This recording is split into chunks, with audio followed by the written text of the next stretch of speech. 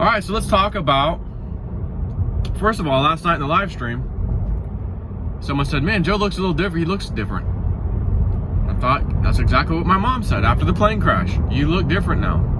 If you go back to your videos before your plane crash and after your plane crash, you look different. And she's not meaning like, oh, your ear's still black and blue from, day 2 of the plane crash. So, anyways, Donald Trump taken off the ballot in Colorado by 4 Supreme Court of the state justices, Democrats, the 4 are Democrats, and have removed him off the ballot because they think he caused an insurrection, and that's good enough to get him off the ballot. According to the Constitution, if one engages in an insurrection, they can certainly be taken off the ballot because they're not valid to run as president. Only problem with this, he hasn't been tried and found guilty.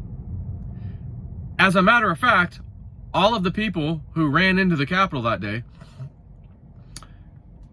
and those who went to jail also have never been charged with insurrection. They were charged with like disrupting a meeting, a congressional meeting or some nonsense. So I thought, the dirty Democrats, of course, is not shocking.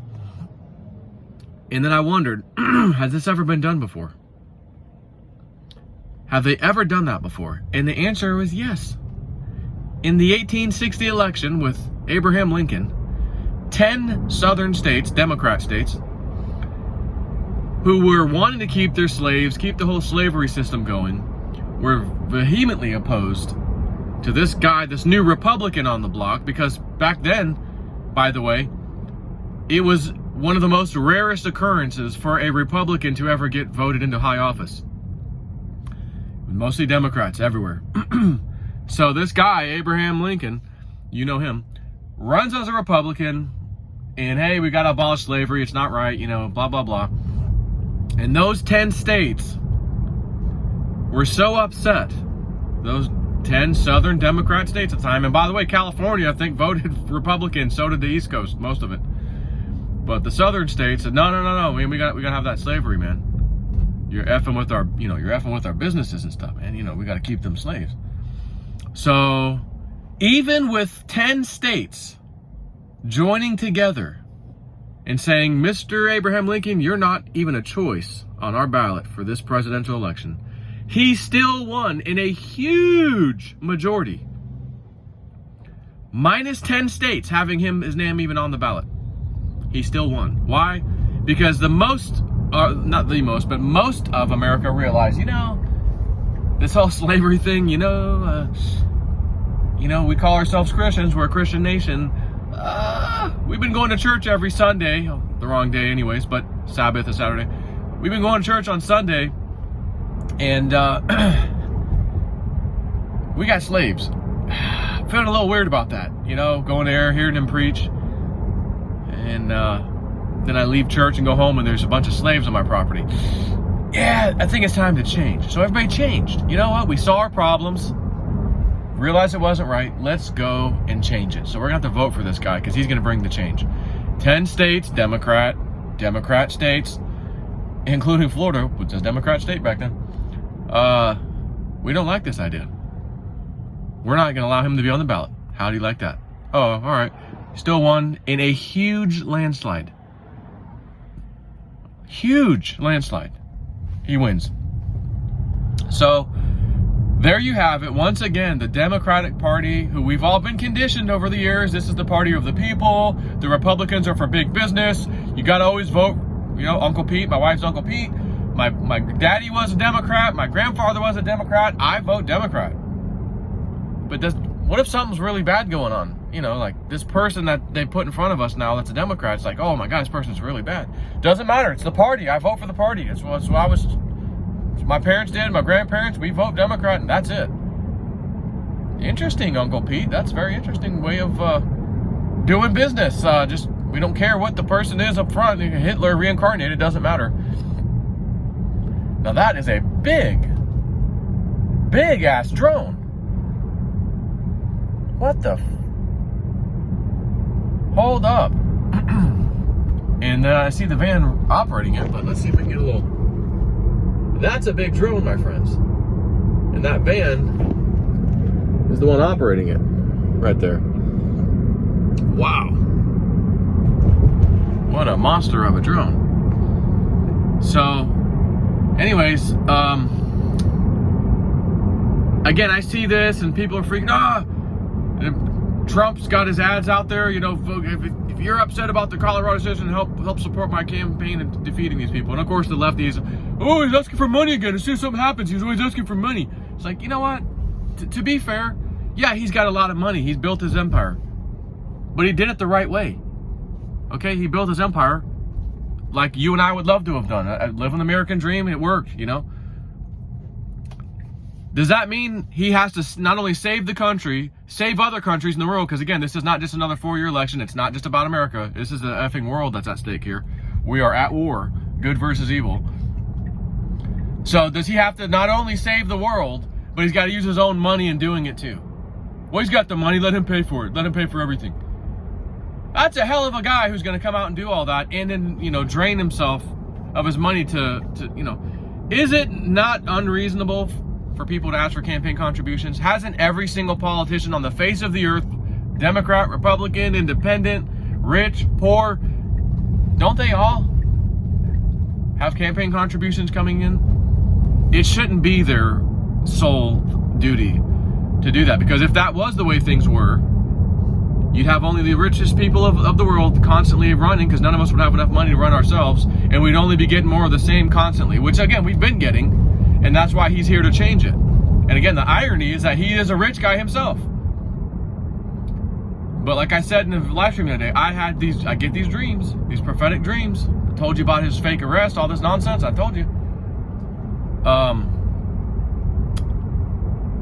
And I go, you know, I've never had a dream about him, and I've had a number of dreams about him where I was like, oh man, that wasn't good. Jeez, I wish I didn't see that. Man, Spirit, why'd you show me that in the dream? Of course, I always tell Spirit, show me anything, because I want the information rather than not want it. I want the information. So, I've never had a bad dream about Trump. Like, oh shoot, he's gonna trick us. He's gonna flip over on us at the very end. Oh my God, they showed me him flipping. He's gonna be a dictator. Hitler's gonna look like a saint. Oh my God, no. I never got that. And if I did get it, I don't know if I'd come out the next day and go, oh shit, guys, just had a dream. But I might have. But I certainly would within probably a few days of digesting it and making sure, okay, I probably should do this video now. There's no interpretation. I saw what I saw. Jesus Christ, help us. Trump is bad, blah, blah, blah. I would have to say it. But that's not the case, and it hasn't been in the last 3+ years now that I've been getting these dreams about all kinds of stuff, and you've seen stuff that I've talked about. I told you about the rest. And the next aviation accident that is going to happen. And I call it an accident. It may not be displayed in the news as an accident, or they may try to, and he's going to be like, no, they tried to take me out. But I didn't get on board. Oh, we thought you were on board, sir. Yeah, no, I got intel at the last minute. Who's your intel source, sir? Well, it's this woo-woo guy named JSnip4 Realist News on YouTube. And one of my most trusted people, Entheos, came to me and said, sir, we think you need to listen to this. And it made us put up a little more stringent security, and we found one of the guys doing maintenance on the plane was a plant, and we caught him, and they put a bomb on my plane. I didn't get on board, we weren't sure, and the thing blew up, and no, actually I'm making that up. That's not his information. I'm not his source. Spirit is just giving me something to go, hey, look out for this. This is new. This is going to be news. But be aware, he's not going to be on board. Like, it was important for them to let me know he's not on board. Well, if he never got on board, then why didn't they show me a dream where I'm in the helicopter and he's about to get on board and changes his mind? No. He got on board. He sat down. I looked behind me. Holy shit, Trump's on board. I'm flying Trump. Shit, this is cool. As soon as I take off, we lift off and immediately rolls to the right, crashes, destroys the top part of the helicopter. Rotor blades are all mangled. But we're fine. We're okay. I look back there. He's not there. Where the hell did he go? Where'd he go? He never got on board. Never got on board, but I just saw him go, oh. So in other words, you're going to hear he's on board, his plane went down, or his aircraft, whatever kind of aircraft went down. And then again, maybe later we hear, oh no, he never got on board. But if we don't hear that, and the story keeps going for weeks and weeks, that he was on board, he's no longer with us, nobody's heard from him, you know, if the military hasn't taken over by then, I'm going to venture and say he's not coming back. And he did his job, whatever that means, and whatever's coming next will just be the next part of the plan. And we roll with it. But I just have I don't know. I shouldn't even say I have a suspicion he'll say, yeah, they tried to kill me. I don't know. I wasn't shown what happens. You know, does he go away and live in hiding, you know, or you know, the rest of his life somewhere because his job is done? Or does he come out with a full force? Hey, they tried to kill me. Now the military's coming out saying, hey, whoa. We're now taking over. Everything's shut down. All the government below the federal government is shut down. We're taking over so that they can weed out this corruption. Maybe that's how it goes. But we need this huge, big event to kick it off so that the average American goes, you know what? Even if I was a Trump supporter, Jesus Christ, they tried to kill him? I don't want to live in a country like this where the person I don't like is just killed, so they can't run for because you're going to then go, well, the people who tried to kill him, well, what are they willing to do to me and my family if they did that to him in broad daylight in front of the whole world? Right, you're going to come to a conclusion real quick. Oh, shit. I don't like this democracy thing that they're telling us we have here. I don't like this at all.